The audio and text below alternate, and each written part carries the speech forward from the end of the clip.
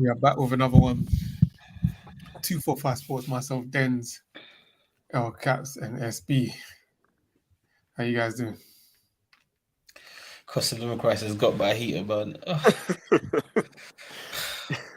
I'm just trying to survive. Look at me wearing a jumper, man. Indoors as well. Hey, Boy, it was all good just a week ago, man. Just a week ago, it was all right. It yo, wasn't big too man bad. saying F this weather, man. A week later, Yeah, man. I can see why all these foreign players they go to Real Madrid and Barcelona.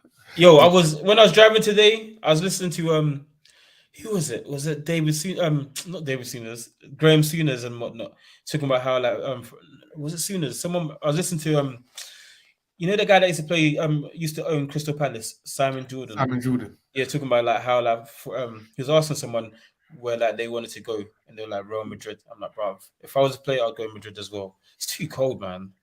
Imagine playing in Manchester. Remember, Man United fans were screaming for De Jong to come Bruv, to, yo, to Manchester for Barcelona. Boy. everything we offered him, everything. Bruv, Ed Woodward's wife, everything. He said, "No, I'm not coming. It's too cold."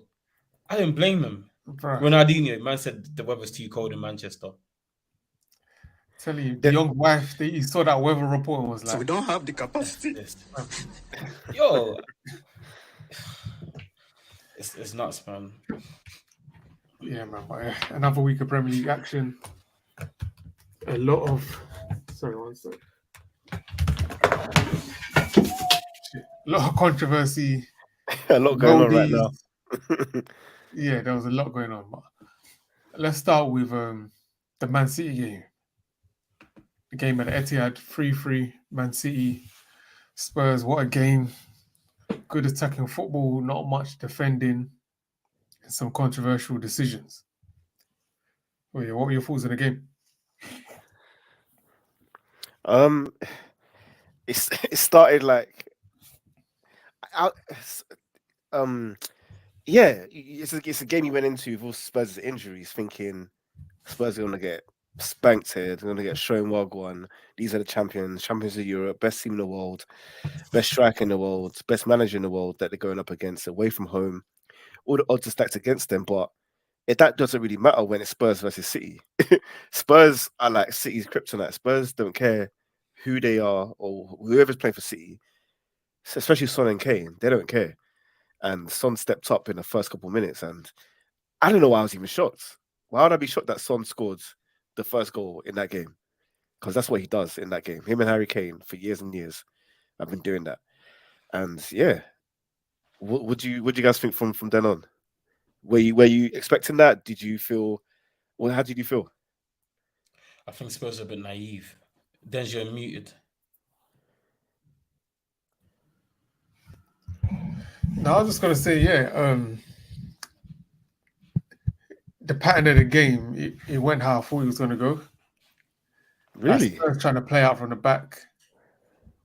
Man City just pressing him and penning him in, then be able to create chances, and then Spurs' big opportunities coming from the counter, which happened for Son's goal, and then Man City got that equaliser real quick, which was important. And then from then on in the first half, Man City dominated. There's so many chances. Haaland missed that, well, basically an open goal. Yeah, man, they had chances. They couldn't put any of the chances away. And yeah, that hurt them in the end. Are you so go on, All Caps? I was gonna say, I think I admire the way Spurs play in terms of they don't deviate from their plan A. They stick to the game plan of the manager, which is just continue just play your football, play how we set out to play. Nothing throws them off their path. So I admire them, but in a sense, this is quite naive as well because you've scored an opener in the first 6 minutes. 3 minutes later, concede an equaliser. Yeah, it was a own goal by Son and it was hard to avoid, but still was a bit naive, leaving yourself so open and conceding straight away. One, especially being away from home, silencing the home crowd. Well, silencing they didn't make any noise anyways, but you silence the home crowd and then you concede 3 minutes later, galvanize Man City to come back. And with Man City, they don't need an invitation to come through your house. they come and break down your door and beat you up. So yeah, it was a bit naive, but it was a great game for the neutrals. Both teams going for it. Man City to me look like they're a bit vulnerable this season. They're not the same Man City. They're not Man City like they used to Man City. Like they can be got at. A lot of the Spurs goals are counter attacking football. Spurs midfield actually done quite well against Man City, and then Man City could have on the inverse they could have been 6-1 up.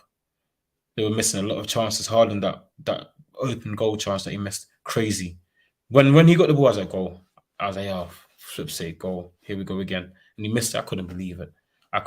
But yeah, it was a great game for the neutrals. What's your guys' thoughts on City this year? I feel like I don't know whether they're vulnerable because they are creating chances, but at the same time, especially even last week in the Liverpool game, they have spells, and then they have spells of them doing nothing, and ineffective in the game for long periods of time. It happened yesterday as well. And is it because on the one end they're creating chances that they should put away which they are likely to put away. On the other ends, they're not really dominating the games. So, and also it is early in the season for them. I don't know what to make of it. What do you guys make of it? Do you think they're found out, they're vulnerable, or they're just not really at the full pace yet? They're just waiting for next year. Yeah, there's no sense of urgency in their game. It's like they're going through the motions, and that's good enough to beat most teams. But this season, they have done enough to win these games. It's just they've been too vulnerable defensively, and I don't know, Pep. I think he's being a bit naive because in that midfield, against Spurs, it was just Rodri that was kind of the only holding midfielder. If they played like a similar type of player, they could have just had control of the game. They did Spurs' counters and stood more of a chance to win with less risk. But I don't know. It's like he's taking too much risks, and it's hurting him right now. You know what it is? Yeah, I don't think he has. Outside of the players who didn't play yesterday, KDB didn't play. He trusts him. Ake didn't start. He trusts him. Outside of those two, I don't think he trusts anybody else. Obviously, Grealish too, because you think about the midfield that they have available. Kovacic, you don't really trust, I don't think, and he's not good enough for City. Nunez don't trust like that, and he ain't good enough for City. Gundo's gone. KDB's not around, so he's forced to play Alvarez kind of in like a hybrid centre mid, attacking mids, winger role. Yeah, and he got Foden, who's on the wing. Bernardo's not as good as Bernardo is. He's not a true centre mid. He doesn't do like. Best thing about Gundogan is he could do all the centre mid roles. DM, CM, attacking mid, all of them, and that's a luxury. So, and you can kind of notice that, as you just said, Rodri is the only proper conservative midfield type they have that can just have the ability to keep things ticking, and that doesn't. Yeah, they need that mold. Think about Rodri, Gundogan, and Kevin De Bruyne. You got best of everything there. That's the thing. If they had Gundo that game, I think they would have won that game easy. Gundo is so important for them. And in terms of the trust thing, right now you kind of have to throw that away because it's hurting them. Like they're having less control of games. Other teams are creating more chances than they did before. If you have like a Kovacic there or even a Calvin Phillips, if you just give them a chance, I think they would be better. They would have more control of games, and it would be more difficult for teams to hit them on a counter. When you say control, one thing I did notice about City is Doku. I don't think he played well at all yesterday. He was too selfish, kept turning the ball over.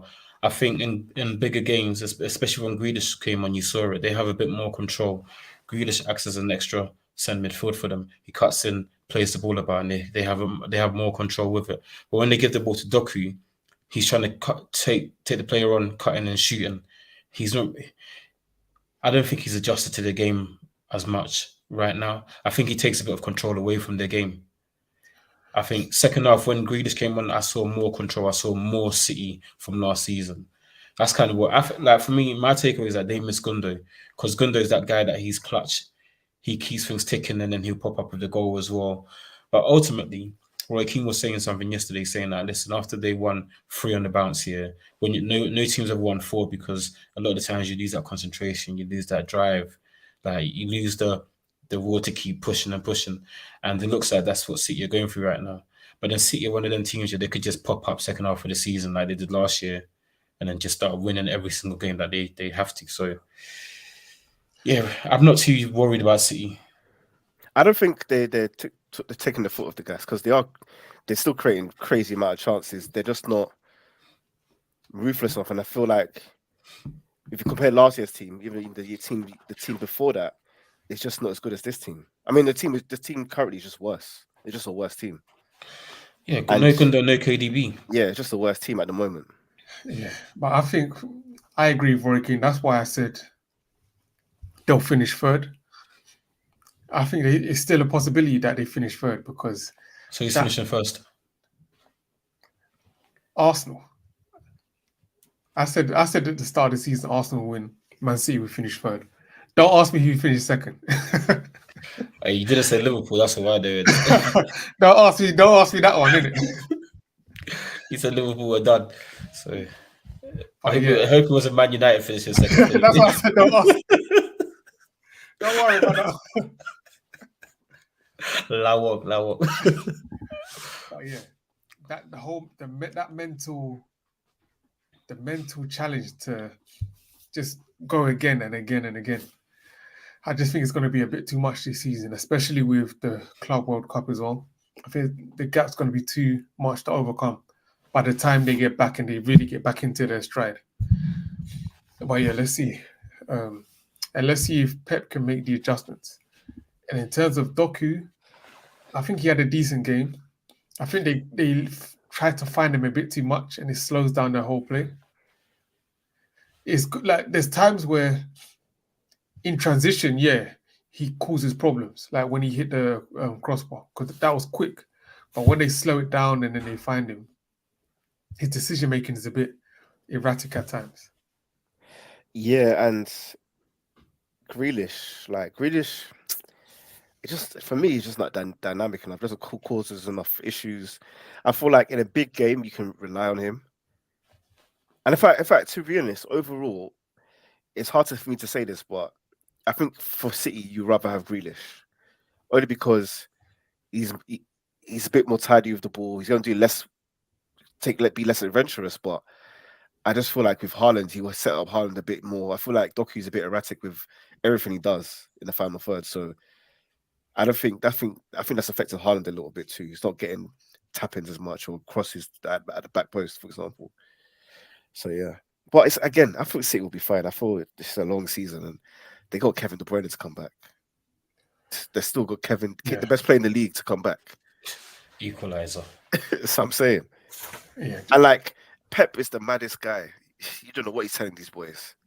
You know, he's a mad scientist. He's probably gonna get them ready for the second half of the season. Trust me. Yeah. Well, What about Spurs?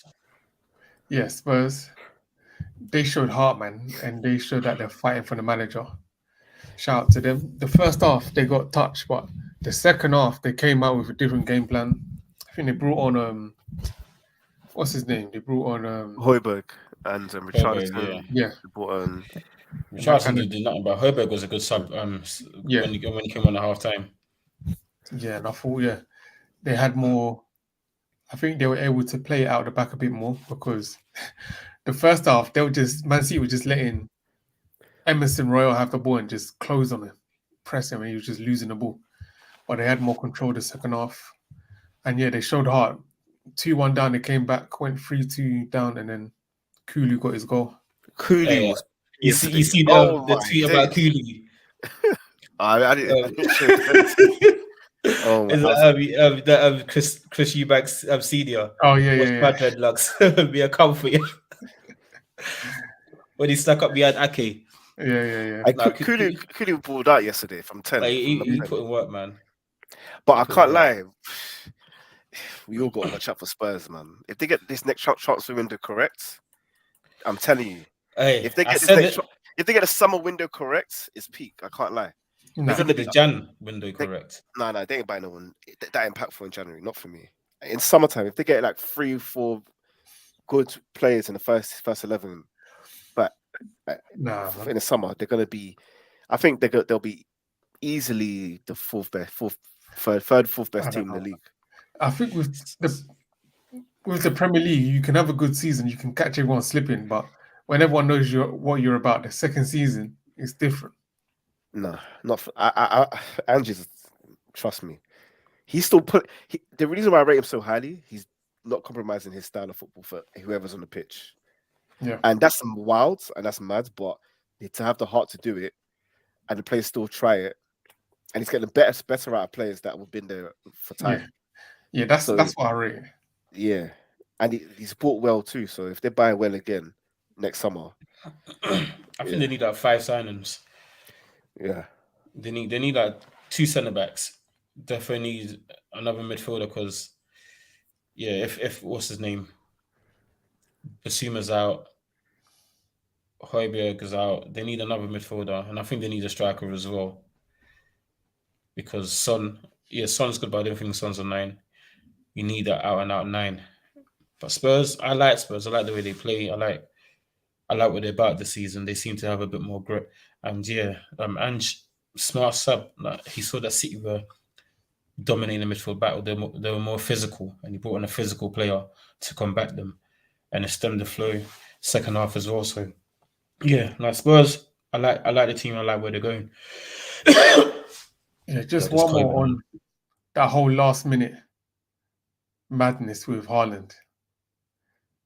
I don't know if you saw that. I guess they were on a counter. Haaland put the ball through to Grealish.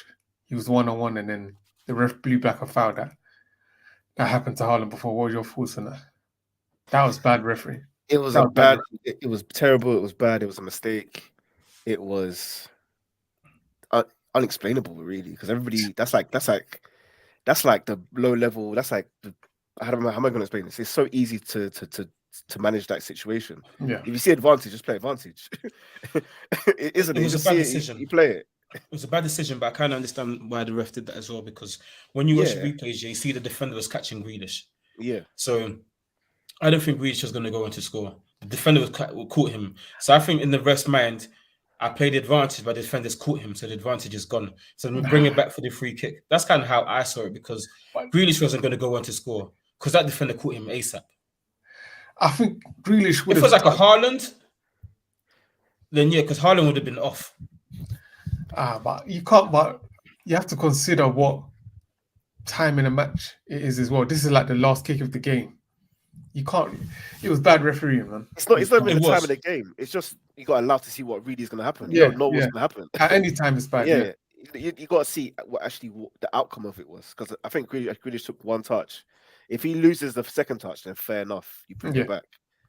But fuck City anyway. Fuck them. Fuck Manchester. Fuck the Etihad. They get so many soft calls all the time anyway. So it is what it is. Yeah, no, Pep wasn't happy. He started calling out Arteta. I was like, yeah, I'm not going to talk like Arteta, you know. Why would you throw your boy under the bus? Nah. Because that's not his boy no more, man. Yeah, that's not his boy no more. That's not his dog no more. It's like, yeah, I'm not going to talk like Mikel, you know. Next question, please. I was like, yo, man, like Pep. Oh yeah, that's that. Let's move to the next game. Let's do Liverpool. Crazy game. Yo, McAllister. Crazy game. Crazy goal. Even Trent. Yeah. Who's that keeper for Liverpool? No one can speak on Trent ever again. What do you mean no one can speak on him? No one can ever, in regards to anything in life, anything. No one can speak on Trent again. No, what are you trying to say? Nobody. Save your chest, man. What are you trying to say? SB, who would you rather have? Trent or Walker? Trent. I'm having Walker every single day. Walker that can't even really pass. He can't do anything on the ball. Yeah, but I want a defender. Walker's like the ultimate equalizer in defense. Walker can run fast. Yeah, and that Walker's an equalizer. In defense, I'm having Walker. I would have Walker. Trent all day. All day. Just imagine Trent with like Pep. Just imagine it. If Rico Lewis is doing all right, I can imagine he'd be on the bench. No, imagine Rico Lewis is doing his thing for Pep. Imagine Trent there. Yeah, it would be a madness. Just in look at whatever Cancelo was doing, Trent will do more. What? Yeah, yeah. Nah, I don't think they're Cancelo or different type Rico of players. Lewis? Nah, Nah, Cancelo's a man. better dribbler than Trent. Nah, man. All I'm Nah, saying is, man. if Trent played for Pep, he'll get 15 goals this season. He will get 15 goals. I'm not even joking. He'll get Trent 15 goals and this season. Calvin Phillips have been on the bench speaking about why they came to Man City. That's what would happen to Trent. All right, cool. Nah, let me give him his respect because Him that, and Trent Phillips is have been on the bench talking together about, yo, we should have stayed at where we came from. Trent is so talented. that free kick was a Oh, he's madness. talented. He's a baller, but he's got deficiencies. I think Liverpool works well for him because they can hide his lack of defensive abilities well.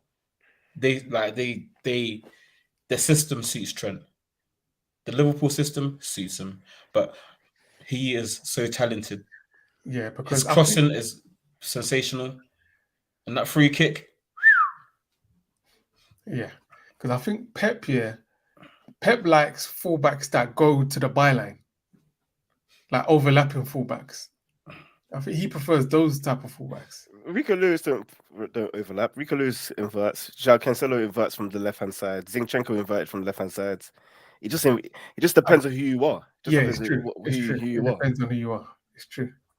Like, look at what Zinchenko's doing for Arsenal. Imagine Trent inverting for Arsenal. The but- balls he'll be spraying. Good example. Look Crazy. what Zinchenko's doing for Arsenal, conceding flipping goals to Cunha. That's what be happening on the other side. Let's not talk Yeah, he'd about look good going up top. He'd look Trent- good going forward, but then he'd lose the ball in defense, and then man like Cunha would bag it top bins. Zinchenko's a crybaby, bitch ass, bro. I hate that guy, man. That crybaby punk, bro. Let's focus on Liverpool. Liverpool, I don't know how they do this. I was rattled for like 2-3 hours. How do you go 3-2 up? 2 minutes later, you're 4-2 up, 4-3 up. When it's at Anfield, It doesn't matter. It's juju. It's impossible to win there. Like if you win there, you it's only by God's grace. It's by God's grace, bro. It's juju. Only. They bang judge. You know when they touch that Anfield sign, it's judge. Yo, you don't win there. You don't win at Anfield. It's scary. It's mad because even when Fulham went 3-2 up, I was calm. Won. I didn't say anything. 15 minutes to come back. Like, yeah, this is Anfield, man. Until the whistle's blown, it's never over at Anfield. It's crazy. And look at all the goals, though. All the goals are outside the box, I swear.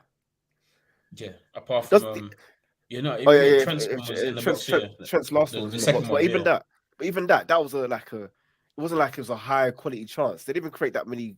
They didn't even score on good chances. That's the scary part. Salah didn't even score.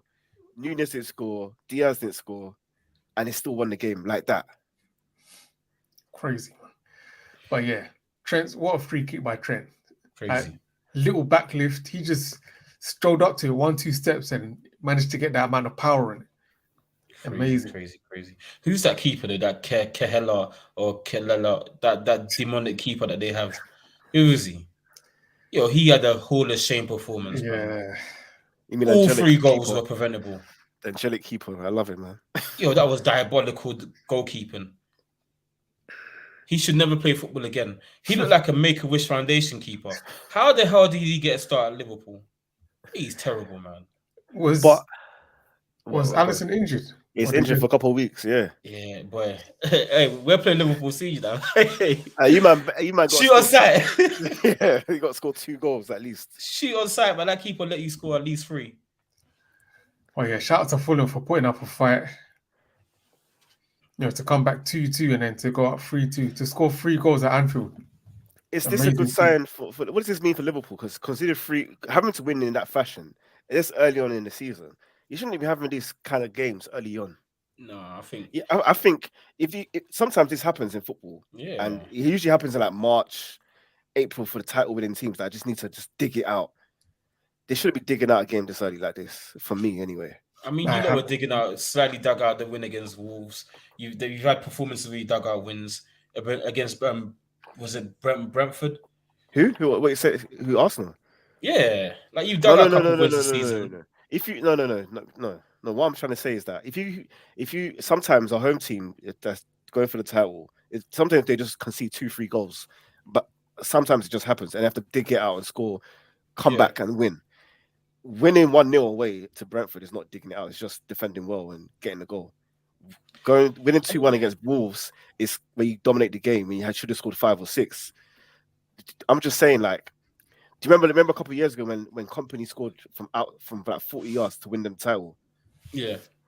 Sometimes you just need to do something crazy to win, and usually that happens late in the season. It doesn't happen early on in the season. But And with Liverpool's game, you can easily you could say that was keeping error. The goals that they conceded was from the goalkeeper. It was crazy errors. It wasn't that it was crazy defensive, diabolical defending, and then they were cut open, sliced open, and conceding crazy goals. It was goalkeeping error, both of them. So it wasn't like it was mad defending. It was just goalkeeping error that cost them 3 goals. So, and in that sense, I'm not concerned because it wasn't a team thing. It was one individual's mistake that cost them those 3 goals. So it's not something that should be looked at. I think that's a red herring for the keeper. He should be sold, never to be seen again. But that's about it. I don't think Liverpool have to have anything to be concerned about because they played well. It's just the goalkeeper made the scoreline look more closer than it should have been. Because that should have been a 4-1 performance. But the goalkeeper decided, I want to be a bozo today. You can't help that. Look at Man United. We played well against Galatasaray, but that Black Bar Simpson decided he wanted to be a bozo today. And guess what? 3-3. It happens. You just have to. But they did well. 3-2. They wasn't overawed. They knew that they had time, came back and got 2 more goals. And they bailed the keeper out.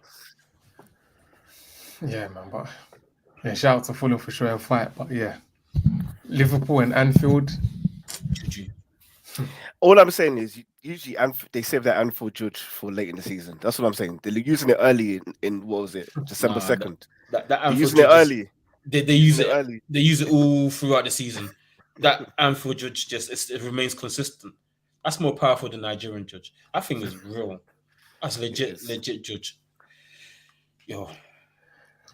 Yeah, man. Let's do some of Saturday's action. Let's do Newcastle 1, Man U 0.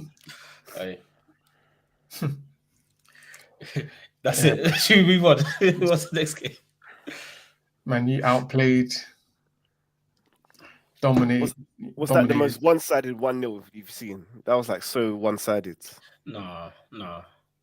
It wasn't like Newcastle. Yeah, they had a lot of shots, but not a lot of shots on target. It wasn't. I don't think at one point in the game we thought United had a little spell, but you didn't feel United could really do damage in that game. I don't think you felt that way throughout the game. Yeah, but at the same time, I feel like a lot of the pundits were milking it. They were trying to be angry about something.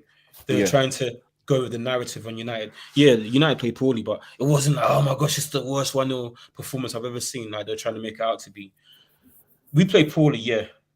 And a lot of those players that are playing are not good enough. They're the same players that threw Van Gaal under the bus, Mourinho, Oli, Ragnick. These are the same repeat offenders that keep playing for us. So what's the definition of insanity? Doing the same thing over and over again, expecting a different result. I've said in the past I want the manager sacked. But at the same time, you sack the manager, you keep the players. Guess what? 18 months' time, same conversation. I'll still be screaming Rashidi shit. I'll be trying to defend Martial with my life. Luke Shaw still be there. Bruno Fernandes is still our captain, doing everything but playing in this position. Maguire still there. Lindelof still starting. McTominay, I even forgot he even existed, still starting. When you got these players still playing for you, nothing's going to change. Nothing's going to change. Bruno is the worst thing to happen to Man United. He is so costly to our structure. How can you have a centre midfield that plays everywhere but his position? He was on the left, the right. He was centre back, right back. He was everywhere. I've said it before, tries to hide his lack of ability by being too industrious.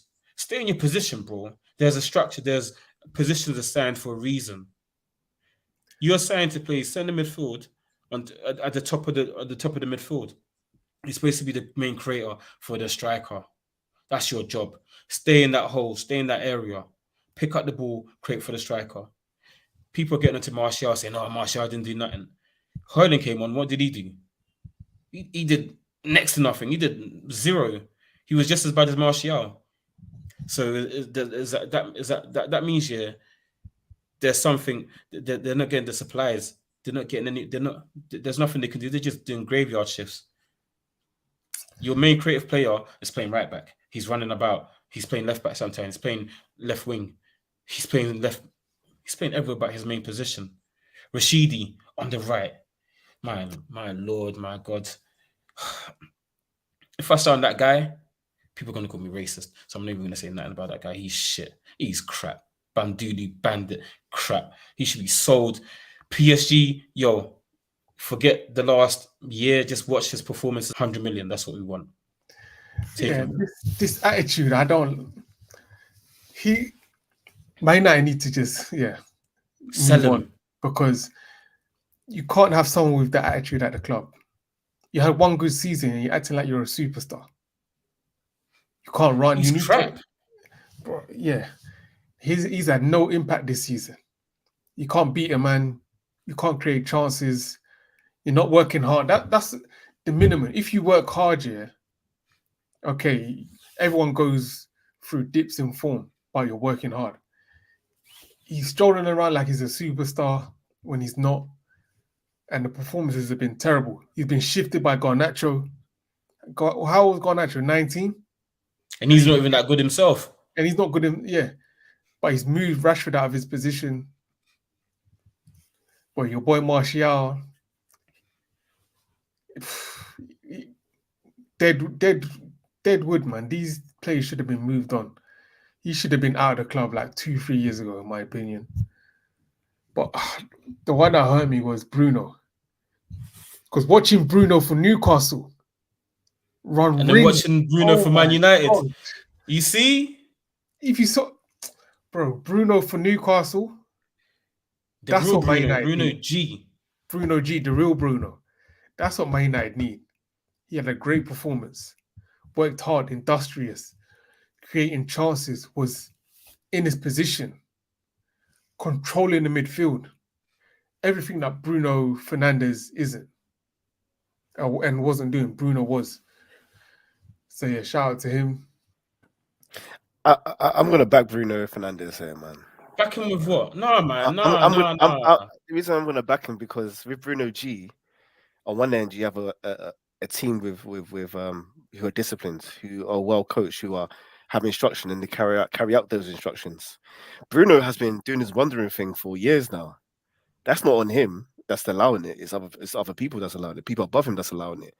And I can't lie, I feel like we're getting to territory with Bruno where it's somewhat what issue had with Pogba. You pair him up with people who can't kick football, you can't play football, and then you expect him to do something. Bruno, I don't care who you are. If your partner is McTominay, you're going to be held back a little bit, just a little bit.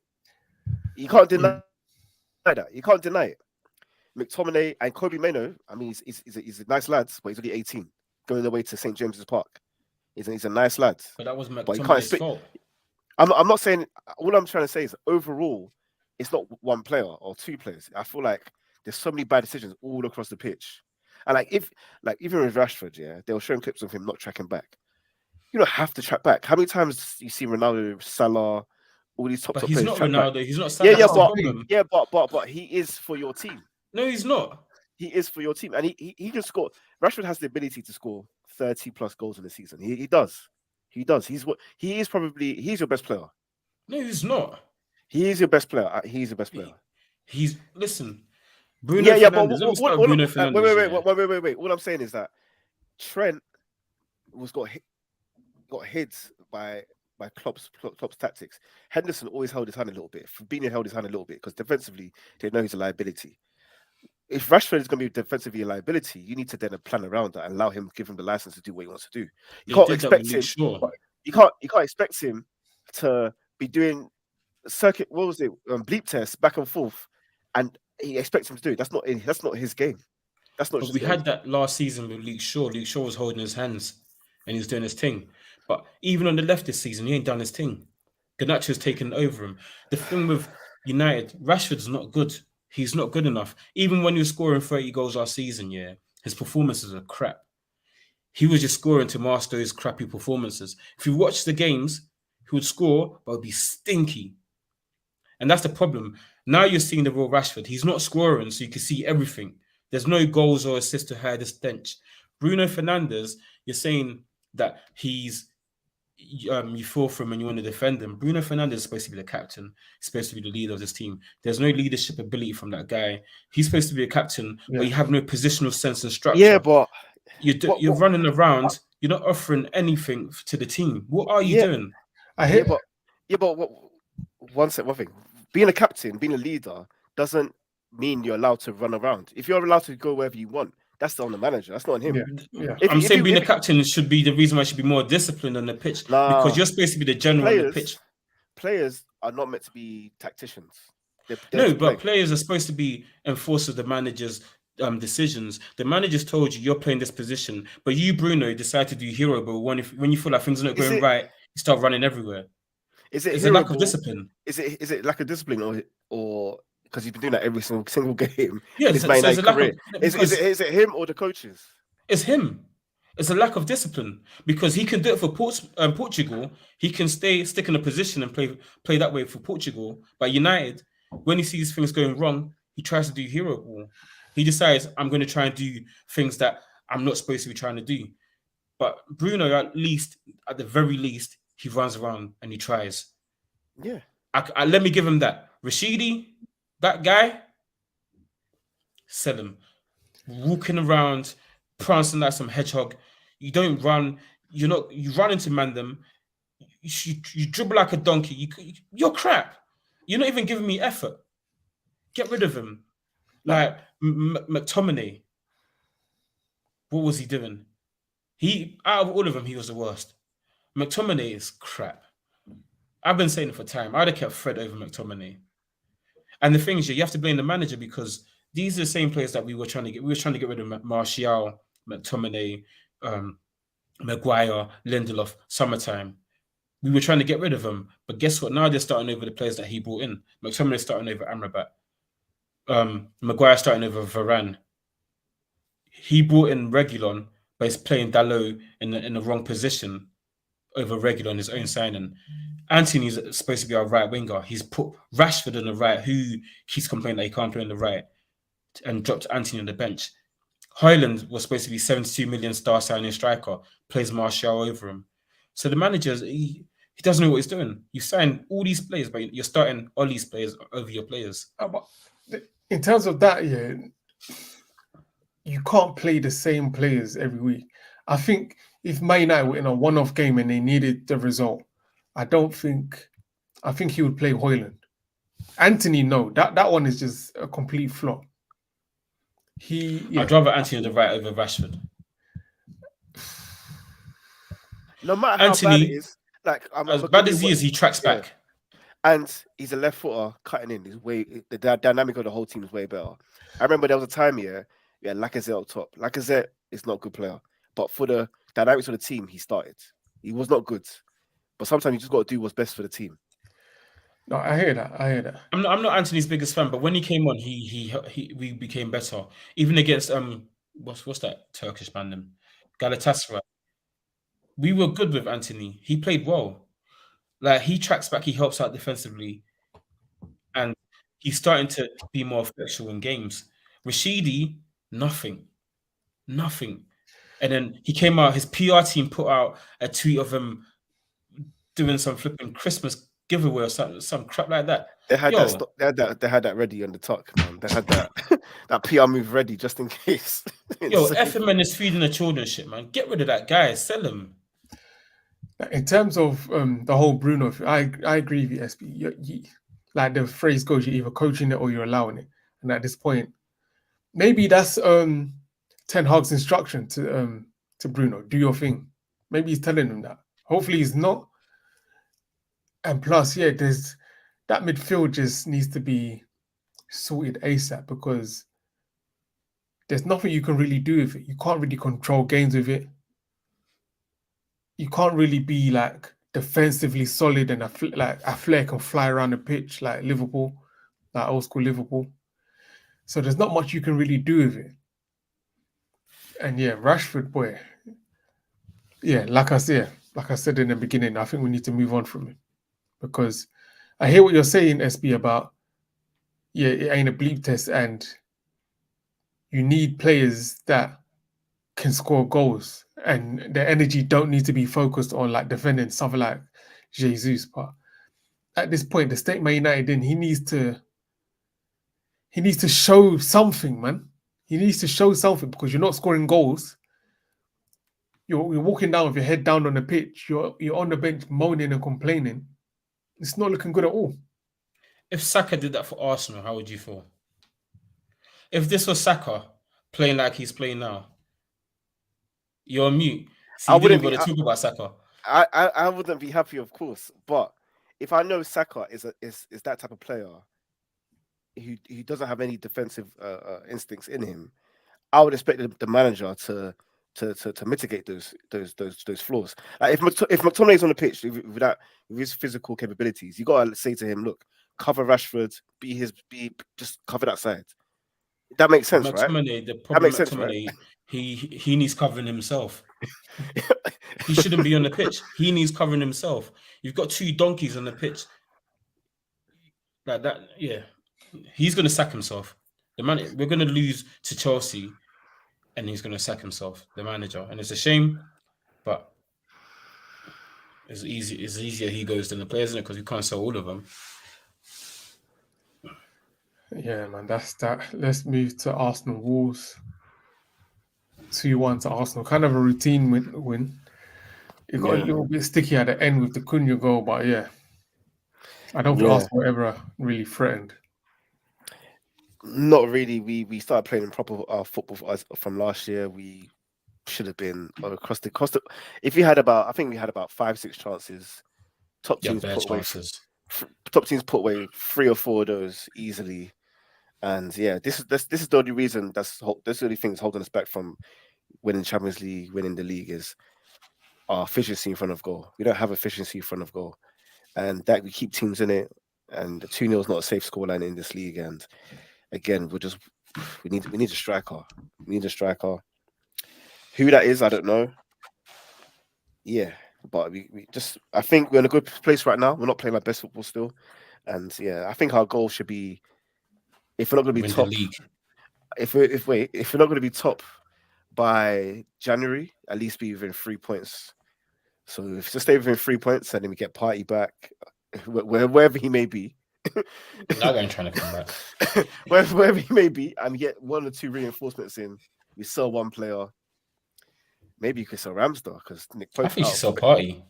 Yeah, I think we want to sell Party. We tried to sell Party. Didn't get a good offer. We want to sell Ramsdale. Well, we may sell Ramsdale because Newcastle need a keeper now. So I don't know. The Hayer's free, so they're probably going to go in for him. Possibly. Who knows? But I thought maybe one sell. We're going to be bringing in a few players. I think we've been linked with Paulinho from Fulham as well. Yeah, it's decent. I think that's going to cost about 35 mil. So yeah, we'll see. Just got to keep cracking on. We've got bare games in December, and I'm not really worried about anything. Let's continue it. Arsenal, they're not playing the mesmerizing football from last season, but in a way, I think they're playing better in terms of they seem more experienced, more educated. There's less naivety about their game. They don't seem as bothered. That nothing overrules them anymore. They've got a man's game, a more mature game. I'm hating on Arsenal right now, man. Like Rice. I was hating on them when they signed him for 100 million. I was like, oh, he's not that good. I lied. I was a damn liar. Rice is that good. He's worth every single penny of that 100 million. He's such a security blanket for them. And then you got Martinelli he could have scored about 2 yesterday. Trossard missed bare chances. Even Nketiah when he came on, when he hit the post, Arsenal could have won that game about 6-1. Saka had a few, he had a couple of weeks where he was a bit off. Yesterday he looked very good again. It was yesterday or Saturday. He looked very good again. Odegaard, when he needs to do the business, he did it. Arsenal I think this might be their season. They look like they're just churning out the results. When games are tough, they're still resilient and they get the results and they get the points. And that's what you need to win the league. Because City they're gonna come roaring back. But if you keep getting the results, eventually it's going to be too much for even City to catch up on. So I can't hate on Arsenal, man. I want to hate on them, but when you see something's good, you just got to appreciate it, man. And SB's my boy, man. I would have seen him happy. I know Arsenal won the league since SB's been what? In your 20s, you guys never won it. Now you're 30s, you guys I was like what, 12 maybe? Yeah, what was it 2005 when you guys last won it? 03, 04. 03, 04. Even Yeah. invincible season. Yeah. Yeah, so you might be like 13. Yeah. You went through puberty, everything. no trophy. You got your first mustache. Nothing. Beard. Nothing. Yes. No license. License. Nothing. Boy. You deserve happiness, my bro. Yeah, it's a long season, but my only worry is Liverpool. Liverpool are literally attacking wise unstoppable. No, Denz don't believe in a minute. Liverpool, He said Denz don't believe in Liverpool. Remember he said, yeah, Liverpool and all that. I think they'll fold the second half of the season. You see? I think they scored too many goals. They scored way too many goals, man. That game, Arsenal won that game yesterday. Yesterday, yeah. They would. Look at all their goals. Who in Arsenal can do that? And even if you look at all the chances we missed yesterday, imagine that was Liverpool players yesterday. That would have been 5-1 game. Yeah. And also look at the second goal for Odegaard. Look at the play we had to do. That sexy play. That was a great goal. Look at everything that has to be perfect for us to score. No, but you don't have that. You don't do that every season. You have that one goal that you don't score. Where's that? Damn. Yeah. That's the Arsenal signature. But yeah, Liverpool, all their scorers are none of their regular scorers yesterday. Yeah, and they still win. When does Endo score for them? McAllister's first goal for Liverpool. Trent. When's Trent getting 2 goals for Liverpool? It's crazy. So imagine when Salah, Diaz, Nunez, Jota. Yeah, man. What happened to Chikodi Gakpo? Is he injured? He's still there. He scored in Europa. Yeah. No, that guy's gone. I will say with Liverpool, Europa League, that schedule's gonna come back to bite them. They got the squad to deal with that, man. They know how to deal with it. You say that, but Thursday, Sunday, for like they'll be alright, man. Trust me, Thursday, Sunday, they're gonna want to win it too. Yeah, but Klopp knows how to deal with that competition, and eventually they're gonna make a decision. If they're within striking range of the Premier League, they're gonna say, you know what, yeah, F this competition. We're gonna put our second team. We're gonna go for the Prem. Klopp is Klopp, man. All right. Yeah, let's see. Let's do Chelsea Brighton. Chelsea 3, Brighton 2. Yeah, this was a good game. Back and forth.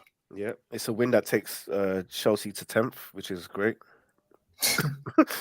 Great for them. It's a good win. It's a good win because they were a man down for 45 minutes and they still won 3-2 against Brighton. That's a good win. Yeah, Brighton. I feel like they're being stretched a bit too much. I feel every week they change their lineup every single game. Every Premier League week they got midweek games. I thought their squad is too stretched and they're just not as good as last year. And yeah, Chelsea are building slowly, ever so slowly, brick by brick. They're doing all right, I guess. Nah, man, that lack of goals. They scored 3 today, but what was it? A penalty. And that penalty wasn't really a penalty for me too. It's the Milner one he took down Mudryk. Yeah, Mudryk. Yeah, that was a bit harsh.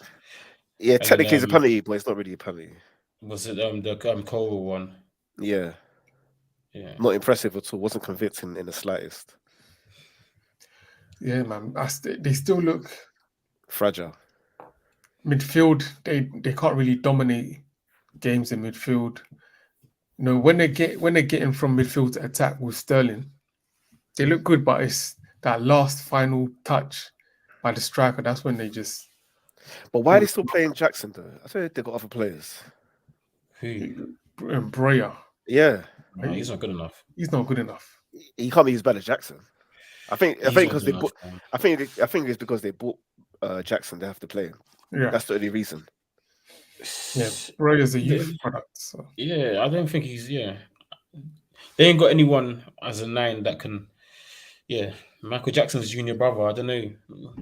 You hope he comes good, but he And even might need to go back to Jackson 5. Mudryk, He's crap. he plays Android like 18. he plays like a talented 15-year-old playing against men. Like he's Yeah. got talent, but he can't implement it when it's big boy football. Did you Like hear I'm what sure, Harry? Sorry, go on, go on. I'm sure on the training pitch he looks like a wizard. Like, raw, look at this guy. I'm sure he's taking on man, long range, short range, all of that. But when it comes to the under the lights, he's too raw and inexperienced. You imagine Mudryk running at Thiago Silva. Wow. Harry Redknapp said, obviously because Frank was managing Chelsea last year, he said that Mudryk is a good player, he's fast and everything, but he doesn't know the game. And Harry Redknapp was like, for 90 mil, you best know the whole game. Yeah, exactly. It's true. Yeah, Exactly. That's what it is. yeah. He needs coaching. He needs coaching. Yeah. He needs to play at a lower level, week in, week out. I think you mentioned it, SB. Just get the Yeah. mistakes out of the way. Just he needs reps, basically. He Remember I needs said last time Yeah. they needed to have kept him on loan, given him that Yeah. chance because he came in too early. They In should have January. kept him on loan, let him do that thing because they did it with Nkunku, kept him out there, Yeah. let him finish the season off, get the repetitions in, and then come in fresh summertime. When you come in Jan, fresh into a new team, it's tough because you would have had preseason to get to know the team, get to know the style of the team. But when you come in straight away, nothing, a lot of pressure. Like if they gave him time, the 100 million price tag the pressure would have gone down a bit. He'd had time to experience things. Yeah, but yeah. But the thing is, these owners, when you pay 100 million, they want to see instant results. And also, let's be real. Did they even really want Mudryk like that? I think they only wanted him because Arsenal wanted him. Yeah. That's the only reason they wanted him, and they thought he's quality. Let's just grab him and throw him in there.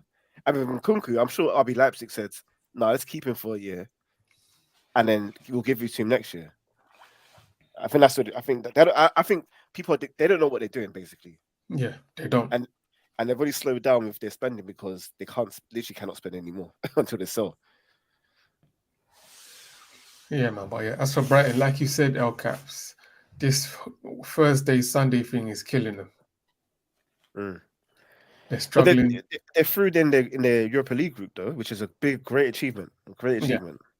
So and they had a tough route. Marseille, Ajax. I think they lost the first game as well. Yeah. So yeah, shout out to them. It's a great achievement, but are they going to win it? No. And then at this rate, are they going to make Europe next season? Probably not. So this is what I was saying. I remember I said at one point, just stay with the league, man, because the Europa League is nice and all, but you're gonna be stretched too thin. You're gonna be stretched too thin. They're not getting any benefits from it. Yeah. Well, they're getting money. They are getting money from it. And yeah, people are gonna more eyes on them. Players are gonna want to play for them a bit more. Yeah. Yeah, it's just on the ownership. When you get to this level, you have to invest. Yeah. You have to invest a lot of money as well, hundreds of millions of pounds. Yeah. Just to maintain this level. Yeah. But yeah, that's that. Let's wrap up the rest of these games. West Ham won, Palace won. But shout out to my guy Kudus for getting a goal. That's all I have to say on this game.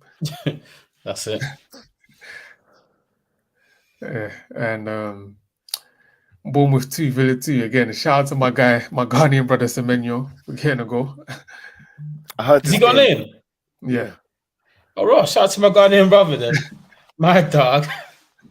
Now, shout out to Dominic Solanke. I've been saying it. Yeah, Solanke, he's proper. That's a player who I think United should get him. Like, just get all these proven players. Just buy 5 of them in a row. Nah, because that will raise creators. That will raise your minimum level at least. So the thing is, we'll have all these guys, but we don't have the creative players. We don't have the wingers to put the balls in the box for him. We don't have the cam. No, I'm saying buy like prem players, like for example, Trossard type player. Trossard is a prem-proven player. You know what level you're gonna get from him. So he then projects forwards of your performance. I mean, unless we get a proper structure, there's no point buying anyone because the managers. We need to get a structure, everything, man. But no, shout out Ollie Watkins, man, and Leon Bailey's been playing well recently as well. Yeah, Shout out to him as well. What's his name? Diaby. I think he's signing the season, man. He's good, man. I really like him. yeah, Diaby's good. Got the assist He's who United should have signed. Crazy. instead of Anthony. Well, instead of all of them, yeah. Bro, on top of Anthony, you don't. If you know the problems there, just address it real quick. Yeah, so Anthony January and bringing let's not give United any more time, man. But yeah, let's wrap up the rest of these games. Brentford 3, Luton 1. Luton are crap. No, Brentford, the thing I like about Brentford, at home, they beat the teams that they need to beat, which is a good sign. They're a solid team, man. Brentford and Chelsea on the same amount of points.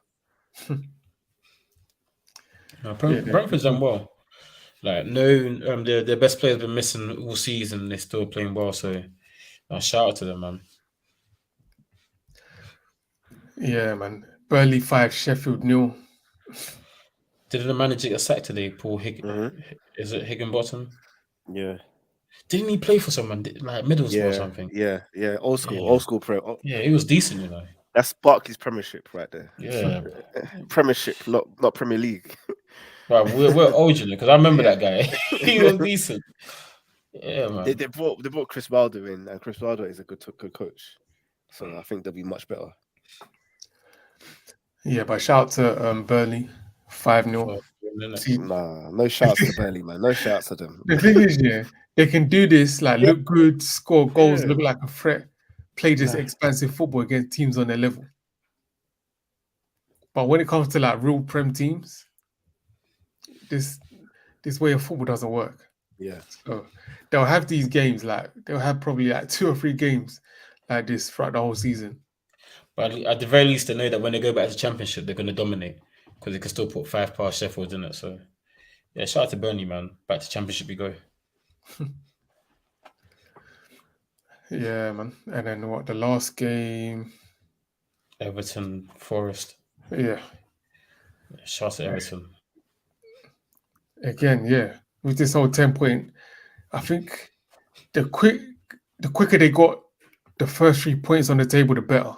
Yeah. If it took a while after this 10-point deduction that they were struggling to win, it would have been long. But they've got that out of the way. Now they can build momentum and hopefully get out of this situation real quick. Yeah, good away win as well. So, yeah, they played it right. Yeah, good goal from McNeil as well. I think Elanga's found his level. He was looking like the Forest's best player. Just bare shots. Yeah, man. That's the level, man. Happy for him. Yeah, shout out to him because at Man U, I was questioning like, how did this guy make it pro? Yeah, he was that bad for Man U. He was shocking. But at Forest, he's doing his thing, man. But on the inverse, have you seen Chong for Luton? How is that guy a pro? He's crap. Heath Chong is so bad. He's just not. He's not.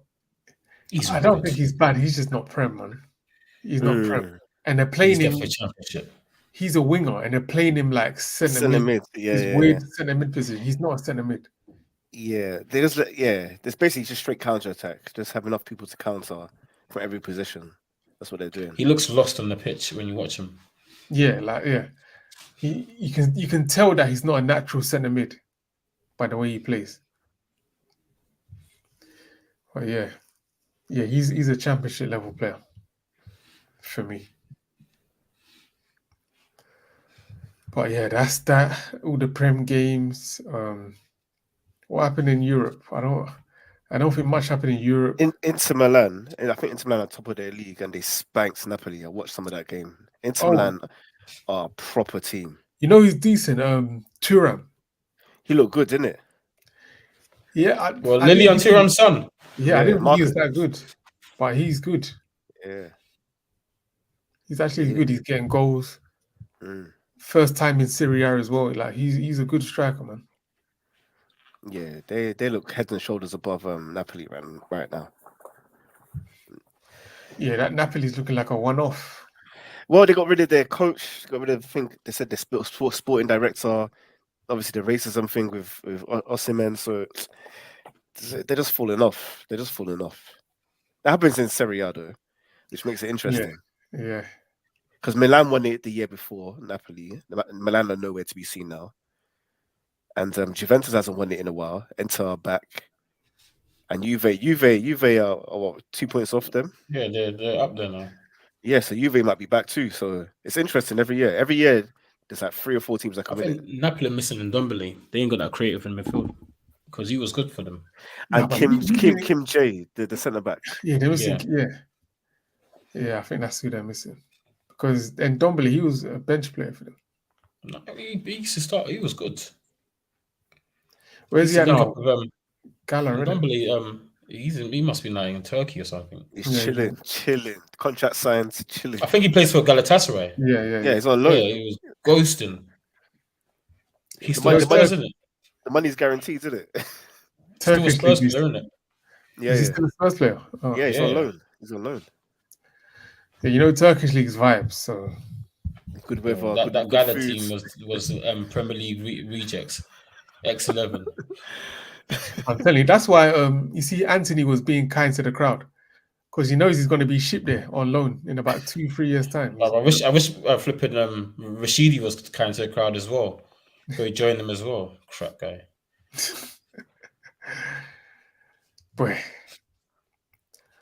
But yeah, that's that. I think in Spain, Real Madrid. Have you been seeing Girona? I heard about them. I haven't been checking it out. I heard about. They're second, I swear, or third. They're first. They got promoted last season. No way. And then Girona first. No, Madrid are first. Yeah, they joint top here. A joint top. Yeah, goal difference separating them. Right. That's crazy.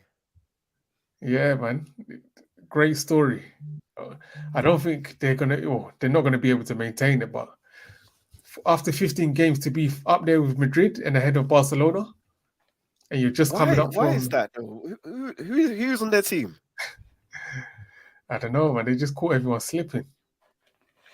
Yo, Lewandowski was getting abused last night, you know. Apparently, he hasn't been playing well. I've been seeing a bit on Twitter too. Yeah, he was getting abused. But yeah, I don't know any of their players, but I know their last game they scored 2 goals in like injury time, and they were 1-0 down. So yeah, they're doing their thing, man. Oh no, not injury time, but they were 1-0 down, and yeah, they came back to win 2-1. Yeah, that's a team to keep an eye on them. Yeah, man, shout out to them.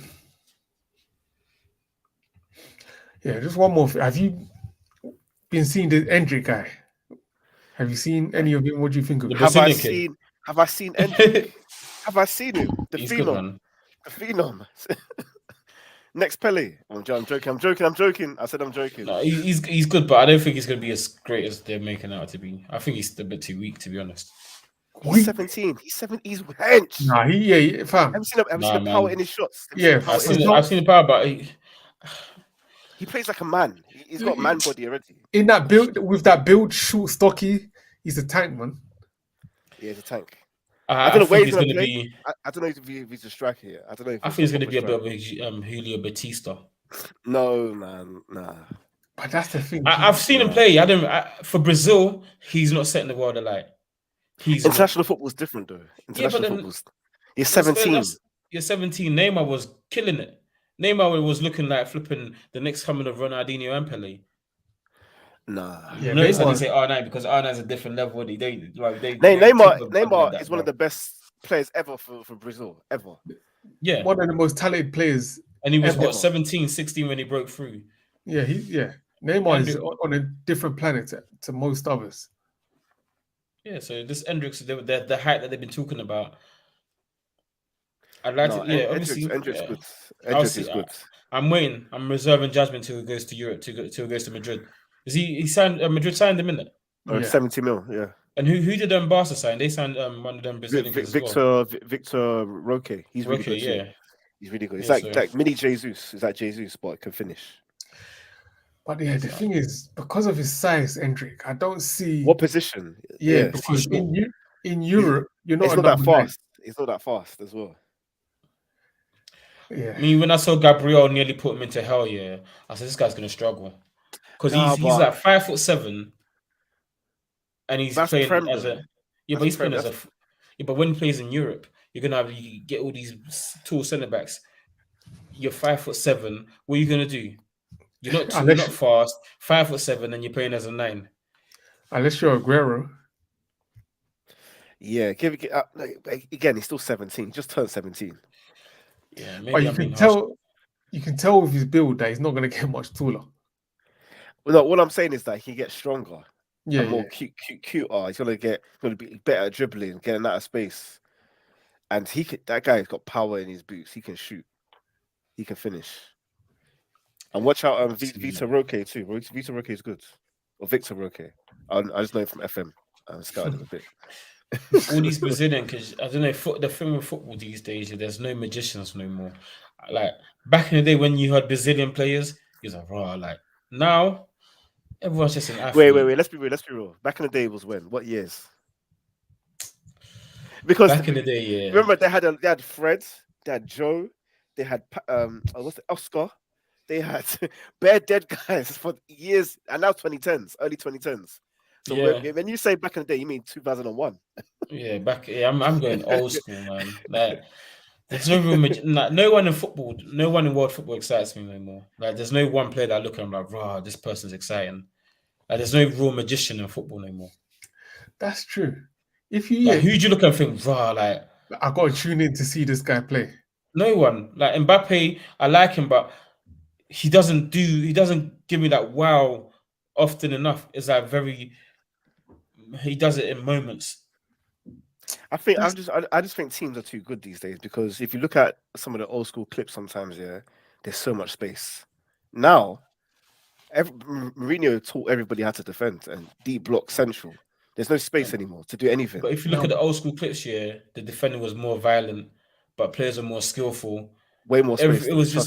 But old school was more about football. Now it's more about athleticism.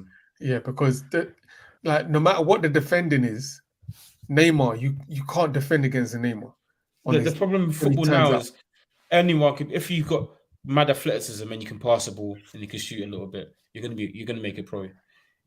There's no real special gems out there. Like sad, man. That's sad. There's no real is there like an Iniesta, a Xavi, someone you're looking at rotted, like Frankie De Jong? We're salivating over him right now. There's a Pirlo, guys like that, Zidane. I'm an old school guy, man. Nah. Like Messi's still the best player in the world, and Messi's in MLS, and he's still winning Ballon d'Ors because of his 2020 World Cup performance. But name me a better right winger in the last 20 years than Salah. Salah's better than Robben and all them, man. He's better than all of them. Not football. So statistically, you can say whatever you like, but Salah's still better than all them, everybody on the right hand side. No. Yeah, but again, El Cap said there's no magicians in the game, though. That's yeah. different. But do you want magicians or you want people who deliver? Like I want magicians as well. Like Ronaldinho is a magician, but Cristiano Ronaldo is a machine. Who do you want? Ronaldo was a magician as well, though, and then he became for like 4 years, 5 years max. Yeah, but he gave me that. He gave me the magic, and then his delivery was on a magical stratosphere. That delivery was magical delivery. That was crazy delivery. And then we had Messi. That's why we still talk about Messi till this day. They're still giving Messi Ballon d'Ors even when they don't deserve it. We're still trying to hold on. Let's also be real. These days, those magicians just don't deliver for you in the key moments. Let's be real. Yeah, these days, they've trained out the magicians. Trust me, there's magicians about. They just don't deliver as much as the efficient players. What magicians are about? What about who? Okay, look at James Madison, for example. He is a quality. Wait, what? He's not magicians. You said James Madison. Okay, name me a magician that you're referring to. Me, when I speak of Hazard as a magician for me. Okay. Eden Hazard was a magician. Those kind of footballers where you have to watch them. Neymar was a magician. You have to watch them play. Yeah, but if you look Those at kind of- Neymar, if you look at Neymar, and even Mbappe, who's going to step up more in the biggest moments? Mbappe or Neymar? But then you said Oh. Neymar's one of the best players for Brazil. Mbappe, I'll put my house on Mbappe to step up in a final over Neymar. Yes or no? Am I lying? Like, look at KDB is a robotic player, but I know KDB in most times is going to do something crazy to score or assist. Salah, more times on a knockout game, he's bagging. I don't care about how many times you dribble past someone. He's going You to not bag. understand. I'm not saying these. Yeah, but I'm saying magician. No, someone what I'm who saying- makes me wow. What I'm saying, Look how about but look at it. Alex Maximan in 2005 would be a magician. Yes or no? what? Who? No. He wouldn't be a magician. Alan St. Maximin 2005 was playing League Two. No, he wasn't. He'll be. They wouldn't know what to do. St. Maximin. No, look at Who? But- Who? Man. Who? look at someone like Who? JJ Okocha. I was about to say him. Magician. What about him? Okocha so good the name the twice, but he just didn't. How many? He How just many wanted goals to did he fool score? about though. How Okocha many- just wanted to fool about. That's what I'm saying. Is he bagging for you when it matters? No, he's not. Why would you need him in the team? I'm not talking about someone that's like. I'm talking about the viewing pleasure of watching football. I want to watch football and be like, wow, like this is. Like when I want to watch football, I want to watch football and be like, yeah, I need to go play And football I'm saying, practice and do what these men are doing. Because these athletes here, their skill set is not much different from what we could do. They're just athletic. I remember watching this is not even that long ago, Champions League, when it was like prime Barcelona and Real Madrid. When it was like Xavi, Iniesta, Messi, David Ronaldo. Villa. I think it was a Champions League game, yeah. Real Madrid, Barcelona. The game finished 0-0, but that was the best 0-0 I ever watched. Because some of the play was just amazing. It was beautiful. Yeah, this is it, though. This is it. Coaching has got way better. Look at Simeone's team. Diego Simeone's team are nowhere near as good as any Barcelona team, Real Madrid team in the last 10 years. But they can compete with them because tactically, he knows how to nullify them. He just knows what to do. Coaching's just got better. It's just got better. If you look, I watched the Beckham documentary like a month ago. Yeah, some of the clips and all the space Man United had will never even dream of happening now. All the spaces to cross, wingers get doubled up on like it's nothing, like it's normal to get doubled up on. Being doubled up on wasn't even a thing 15 years ago. What you're saying is true. So what I'm trying to say, the game has lost its beauty because of it. Because now, everyone's been tactics turning to tactics athletes. are better. Tactics are way better. You need to be an athlete to beat a low block. That's the problem. There's no magic. It's just athleticism. Blame Mourinho. Blame Mourinho, bro. There's no invention in football anymore. Mourinho made it cool to concede the least amount of goals and have the best defense and win the league and win the game 1-0. He made it cool. Blame him. Yeah, but even Mourinho had the way Drogba would play at times. It was beautiful to watch. Drogba scored like 8 goals in the season. Mourinho had beautiful madness at times. Drogba scored like 12 goals in the season, though. No, but Drogba was a good player. He was nice to watch. He's a good player, but he scored like 12 goals in the season. He wasn't. Mourinho had workmen that were nice to watch. He had man like Essien. Essien was Makelele. These men were still good to watch. When Mourinho was at Madrid, he had Özil as well. Yeah, but he had all literally Maria. In order for Mourinho's anti-football tactics to prosper and win the league, he had to have all the best players in the world. Literally, almost every position he had the best player in the world. Almost. That's the only time he's going to prosper. I mean, he did it at Porto, and he didn't have all the best players in the world. He had man like Deco. But that was pure tactical. Tactical, yeah. Blame Mourinho, bro. And Simeone too. Eddie Howe to go sit with Simeone for like a couple months. That's how Newcastle got that deep block on Smash. This is like I'm not talking bad on tactics. Tactics have moved the game forward, but it's lost the magic of the game. It's like the NBA. When you watch it now, everyone's a 3-point shooter. Yeah. There's no magic in the NBA now. Everyone's just trying to shoot from the perimeter. 3-point. I'm like, come on, man. Yeah, but I like to see like dominant centers, man. I like to see that. But if like when you see like flipping the mid-range shooters now, you're like, raw, like it's still a mid-range assassin. They still stand out because they look nicer. Like KD still looks nice because he can still go the mid-range. He looks beautiful doing it. All these men just pass it straight to 3-point. I'm like, come on, man. What is this? you man will look at a player like Matoma. He's probably the best dribbler in the league on his side. Yeah. Matoma, look at that guy. I was talking Yeah, about yeah. that guy saying he was a flipping Wait. You say purple he's patch the band. he can destroy any right back in the league, but you're gonna turn around and say he doesn't get enough goals. That's what you'll say. So what do you want? Do you want him to be a nice fancy dribbler, or do you want him to get goals? Would you rather The have? thing is, you're acting like the magicians weren't impactful. Zidane was a magician, but Zidane was impactful. My man was winning World Cups. Iniesta and Xavi were magicians and they were impactful. Our players are beautiful to watch and can be impactful as well. Why can't I have both? Now, I just have impactful but no beauty. R9 is the best footballer ever. He was beautiful and impactful. You talk about Messi. Messi is beautiful and impactful. Why do you like Messi over R9? Over CR7? No, why do you like Messi over CR7? Wait. You think? Why do you like Messi over CR7? Wait. You think a lot of these magicians, because they scored in big moments, they scored a lot of goals. They didn't. Iniesta didn't score a lot of goals. No, but were they impactful? Did they? Yes. You're telling me these man didn't do nothing? I didn't say that. All I'm saying is that. That's what I'm saying. I'm not arguing about. What I'm saying is that these men are magicians. Yeah, they're quality players. But all I'm trying to say is that in today's game, you rather pick the player who's more impactful who's going to contribute to winning. All I'm saying, all those talented, lovely on the eye footballers are not going to make it at the top level because there's too much at stake. There's too much at stake. No, I disagree. I think the players that you're cutting edge. They're the ones that can, they can sprinkle that bit of magic in the game. Yeah, I think teams.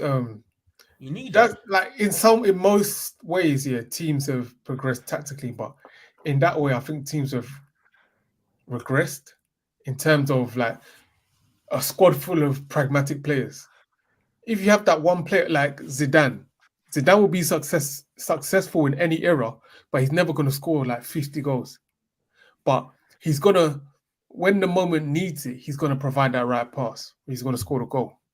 Yeah, but I remember having a player called Mesut Ozil at Arsenal. Yeah, he was a passenger off the ball.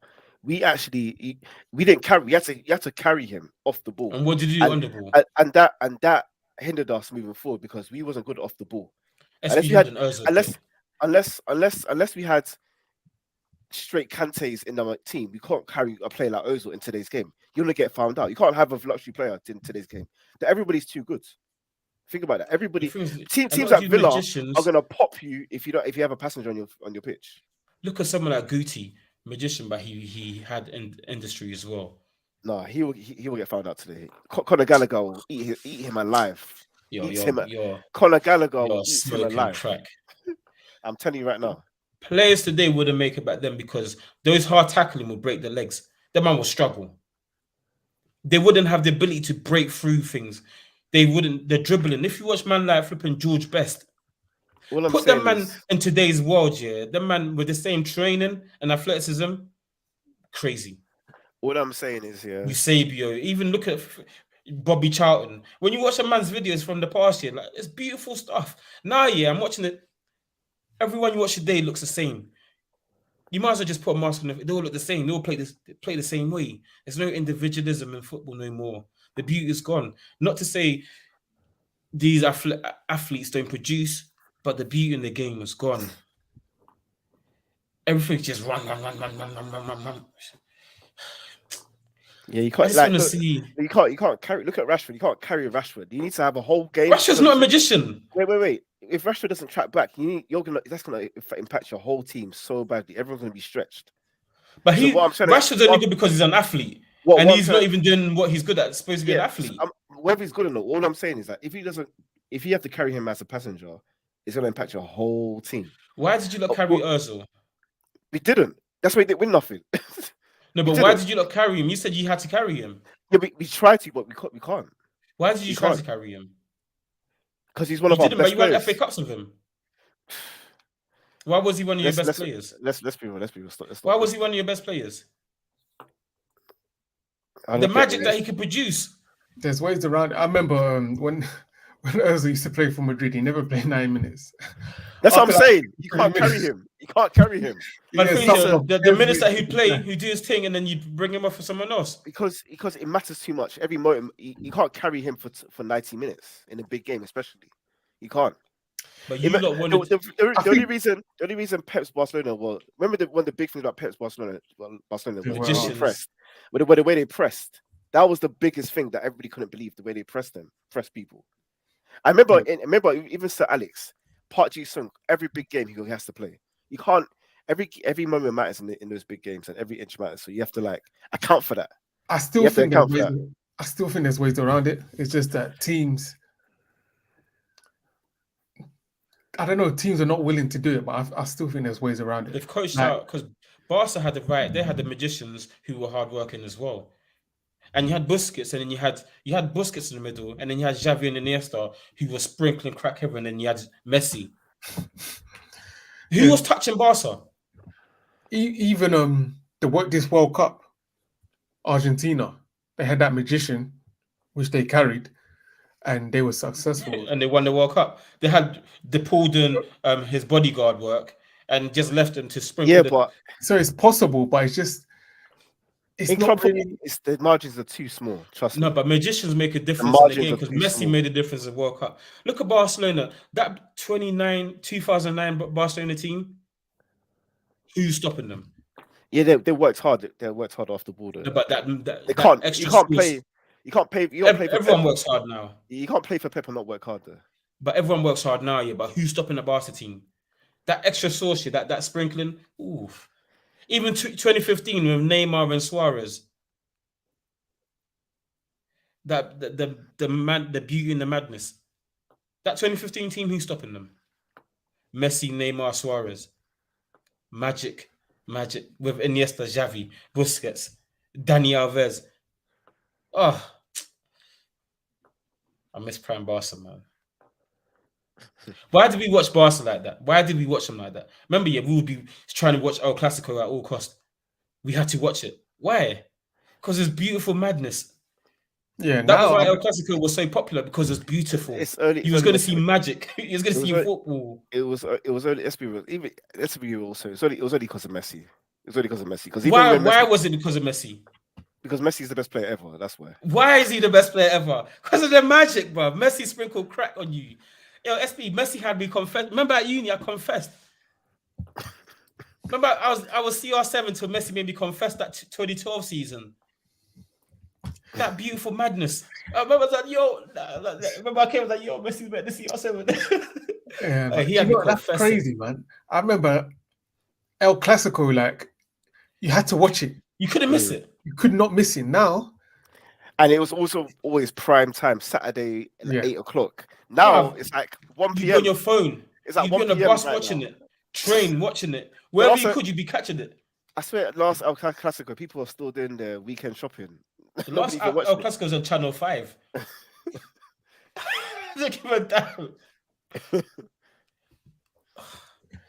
Yeah, man. Football's falling off, man. Nah, man, not for me. Not for me. It's just got better tactically. And teams are too good now. You get touched by anybody in the league right now. Even Luton, if you have too many luxury players, you get touched by Luton. Because physicality wise, they're gonna do you. Nah, man, because there's no magicians to open up the game, man. In today's world, Bruno Fernandes is a magician. Heaven forbid. I can't believe that. Yeah, man. These are these. Yeah, man. Yeah, that's that. Another episode of 245 Sports. But yeah, let us know in the comments, who's your favorite magician? R9. Creative player. Someone that Best can just ever. create a spark out of nothing. Let us know. Yeah, we're out.